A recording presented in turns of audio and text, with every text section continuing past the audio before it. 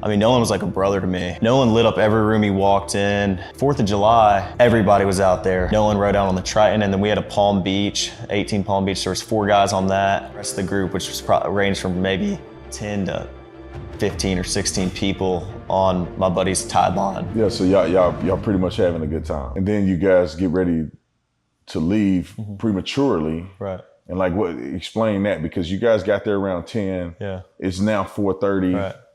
People are still out there partying and Correct. they're having a good time, but something happened to where it necessitated you guys to get the boat up and running. There's a text message that changes everything, and you've probably never seen it. Katie was there. She was with Nolan when it happened. She watched the whole thing unfold, the panic on the boat, the yelling, the moment Nolan made his choice. And she has proof. A text, a record. A direct account from someone who was standing right there and saw it with her own eyes. But here's what I need you to understand before I go any further: that text has been buried, not talked about, not analyzed, not shared across the platforms where millions of people formed their opinion about what happened to Nolan Wells. Let that sink in. A first-hand witness account, and almost nobody knows it exists. Katie spent the entire day with Nolan at Horn Island on 4th of July. But it's always on the boat. No one's getting off the boat with their phone. And so you guys get ready to leave out of there, you're getting towed out. Yeah. And then where's Nolan in this situation? Well, the last time I saw Nolan was 3 o'clock. And Nolan was cradling a girl in his arms, Katie. Katie. And Katie, Nolan was sitting there, and the last time I saw him, I looked at Not Nolan. an hour, not a few minutes. The entire day, she was cradling him in her arms at 3 o'clock, laughing with him, comfortable around him. This wasn't a stranger. This was someone Nolan trusted completely. And when the chaos started, when the boat began taking on water, when the emergency became real, Katie was right there. She saw every second of it. Here's where the story gets buried. When the boys made it back to shore, when the narrative started forming online, when the accusations started flying, Katie texted one of the group. Just a simple message. She said she heard people yelling. She said she witnessed something specific. She said she saw what Nolan decided. And that text, that one piece of direct evidence from a girl who was literally standing beside him.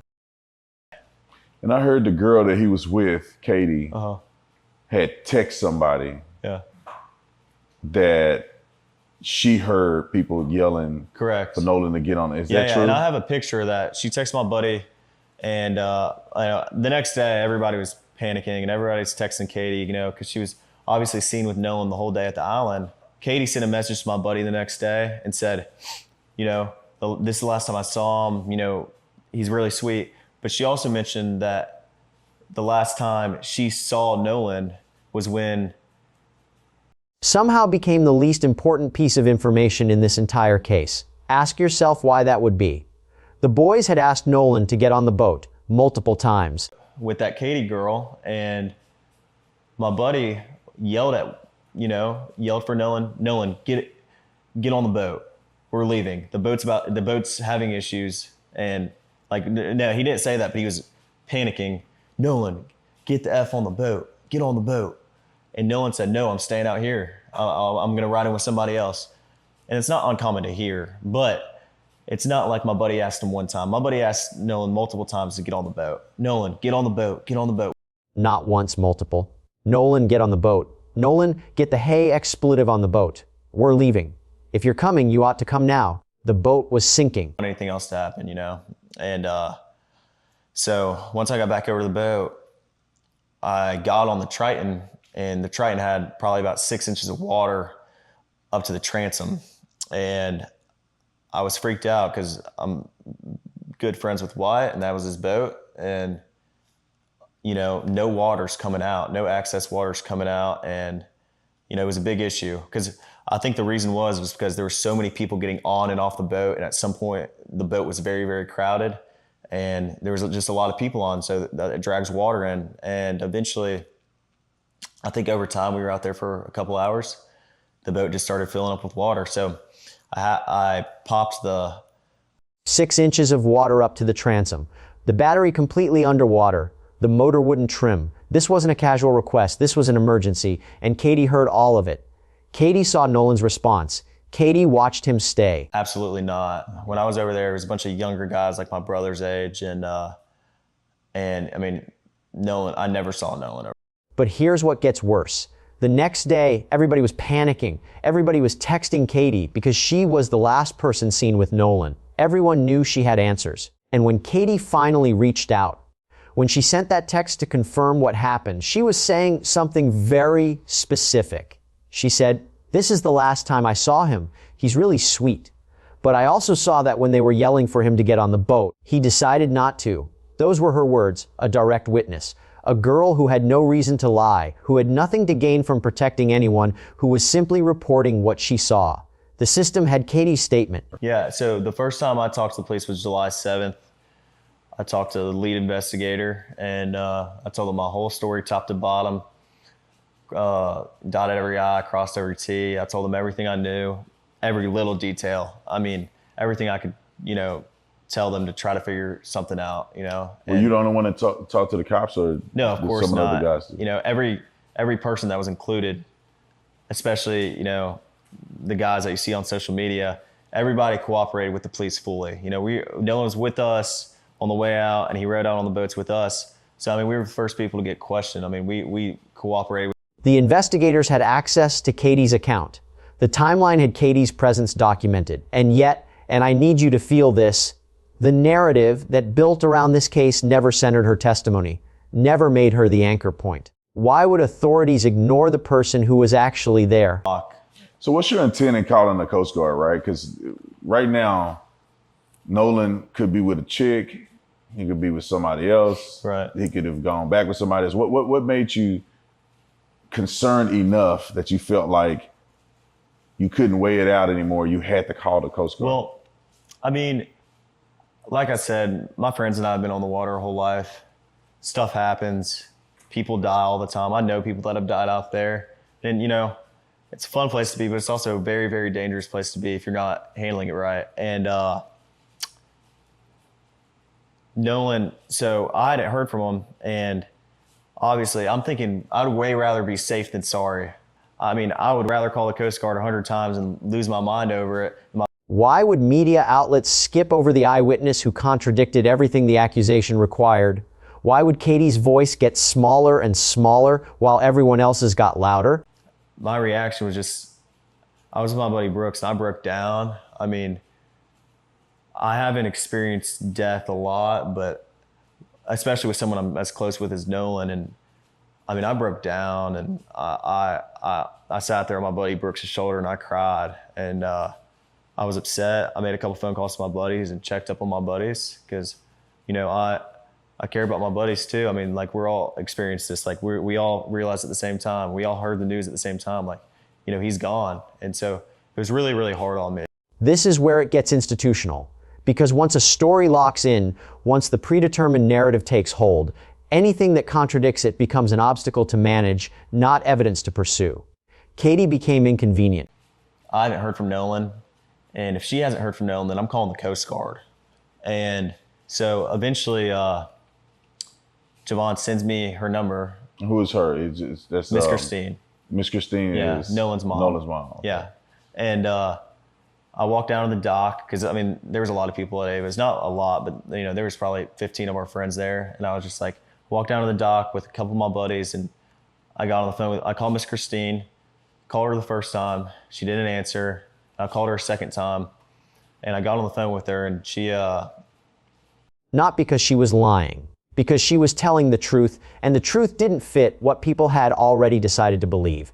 The race angle came in, the activists came in, the attorneys came in, and a girl who was simply trying to say, I was there, and here's what happened, got swallowed by the noise. Of course not. I mean, I think if Nolan ever felt the most little bit uncomfortable around us, which we never gave him a reason to, but if he did, he wouldn't hang out around us. But if you go look on, like, my friends have had Nolan posted all over our social medias, since freshman year in high school. Like, if Nolan ever felt uncomfortable with us, why would he be hanging out with us all the time? I mean, every day we're back from college, we hang out and we're around each other all the time. Think about what Katie's presence actually proves. There were 20 kids on that island, boats lined up 4 deep, thousands of people celebrating, And in the middle of all of it, Katie was close enough to Nolan to be cradling him in her arms. Out of all this, all this chaos, because we left at 4:30 and there were still just as many people there, if not more. Duration knew 8 seconds, close enough to hear every word shouted at him, close enough to see his face when he made his decision, close enough to know with absolute certainty that he chose to stay. In a crowd that massive, with a beach that size, with that much chaos happening, Katie's account anchors the only piece of this story that can actually be verified by a direct witness who had no motive to protect anyone. Somebody else. I mean, we had multiple people in our group that rode out with us and rode in on someone else's boat. And that, like I said, that's not an uncommon thing to do, I mean, a lot of people do that. I could name probably 50 people out there that day that ran out with somebody and ran back in with somebody else. So, I mean, it's not. But here's what still doesn't add up. If Katie texted this, if she said this, if she told people she witnessed Nolan choosing to stay, then where is that text now? Who has it? Why isn't it public record? Why isn't it part of the official case file that's been circulated? Because if there's one thing institutional failure looks like, it's evidence that exists but disappears from the narrative. Evidence that's documented but never discussed. Testimony that's given but never amplified. You guys had been interviewed by law enforcement. All of you guys have given statements. But then I think that there's a part associated with this that's being rumored out in the public, and that is the situation with the cell phone, potential deletion of messages. Circle back with me to that opening statement. There's a text message that changes everything. Katie saw it. Katie lived it. Katie put it into words. She said, "He's really sweet." She said, "It decided not to." She said, "I was there." And that account, that single, direct, undeniable account from someone who had absolutely nothing to gain by lying, somehow became the most invisible piece of evidence in the case against the boys who asked Nolan to get on the boat. So here are the questions I need you to sit with.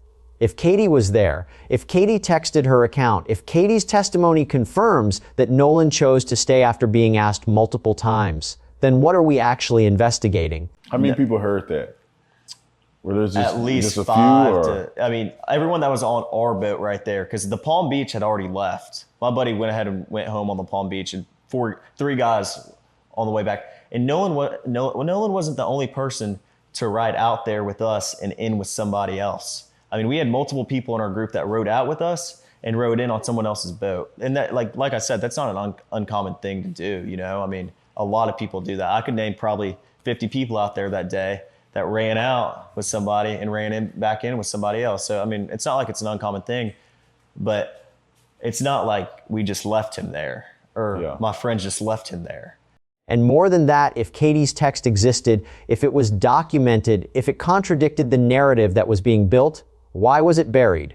Why wasn't it the centerpiece? Why did a girl who could have resolved this entire case with her firsthand account get pushed to the margins? Dad had texted me, because obviously Nolan's photo was all over Facebook, and I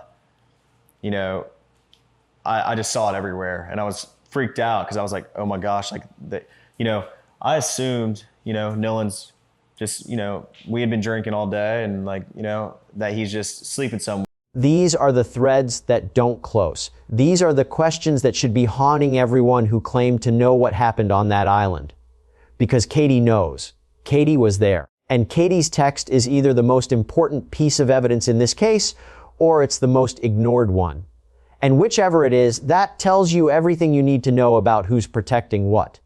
Drop your theory in the comments. Tell me what you think happened to Katie's account, because the more voices asking these questions, the closer we get to answers.